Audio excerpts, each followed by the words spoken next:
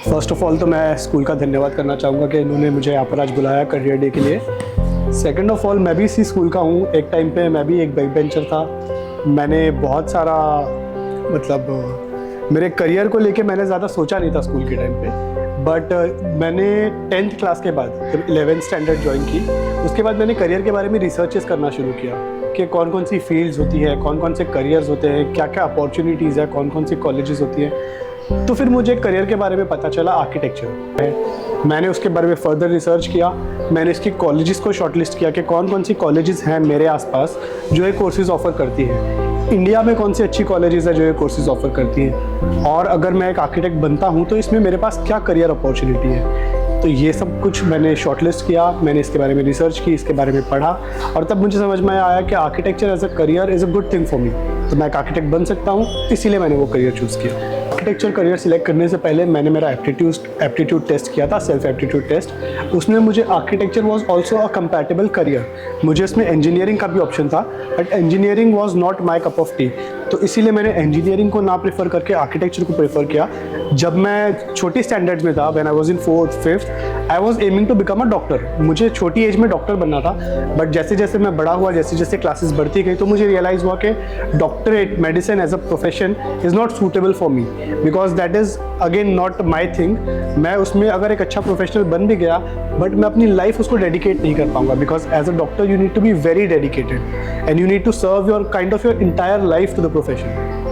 तो इसीलिए मैंने डॉक्टरी को ना चूज़ करके मैंने आर्किटेक्चर को चूज़ किया एज अ प्रोफेशन। मेरा मशवरा बच्चों को 9th 10th के स्पेशली यही है कि ये एज होती है मस्ती की।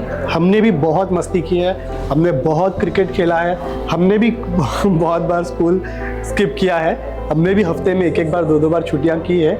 You can do all of that. आपकी उम्र वही है इस वक्त कि आपसे कोई सीरियस बात करेगा तो आपके ज़्यादा समझ में आएगी नहीं। तो मेरी एडवाइस आपको ये है कि आप मस्ती करो, आप अपना फन करो, आप एंजॉय करो, बट द थिंग इज़ कि बैक ऑफ द माइंड हमेशा ये चीज़ होनी चाहिए कि मुझे आगे जाके क्या करना है करियर में। कुछ ना कुछ तो करना पड़ेगा एंड ऑफ द डे।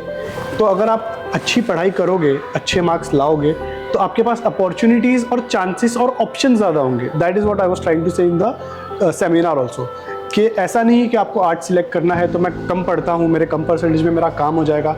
इस माइंडसेट के साथ कभी भी नहीं चलना है। भले ही आपको एक लॉयर बनना है, आर्ट्स में 45-50% से आपका काम हो जाएगा, आई एम नॉट सेइंग कि नहीं होगा, but you always have to aim for the best.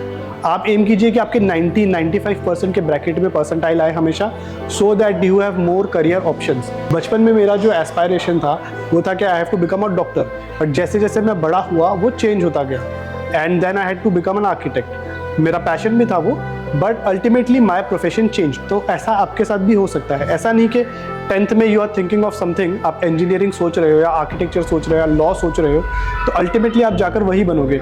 Once you will step into the college, आपकी जैसे जैसे एज बढ़ेगी, आपकी मैच्योरिटी डेवलप होगी, तब आपको समझ आएगा कि एक्चुअली आप वो प्रोफेशन प्रैक्टिस कर भी सकते हो या नहीं कर सकते।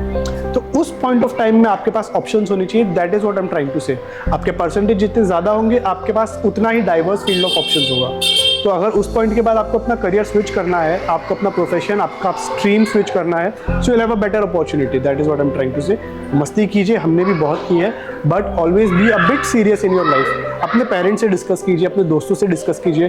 कहीं ना कहीं करियर के बारे में एक माइंडसेट होना एक 10th और 9th के बच्चे के लिए बहुत इंपॉर्टेंट है, बिकॉज यही वो एज होती है जहाँ पर आप रैंडमली करियर सिलेक्ट कर लेते हो, फिर आपको अपनी पूरी लाइफ उसी करियर में देनी पड़ती है। देन करियर में 9 साल, 10 साल, 15 साल निकालने के बाद में उसको स्विच करना बहुत डिफिकल्ट हो जाता है, because you are earning father then. उस टाइम पे आपके छोटे बच्चे होते हैं, आपकी फैमिली होती है, आपको घर चलाना होता है। तो at a point in your career you will not be able to switch.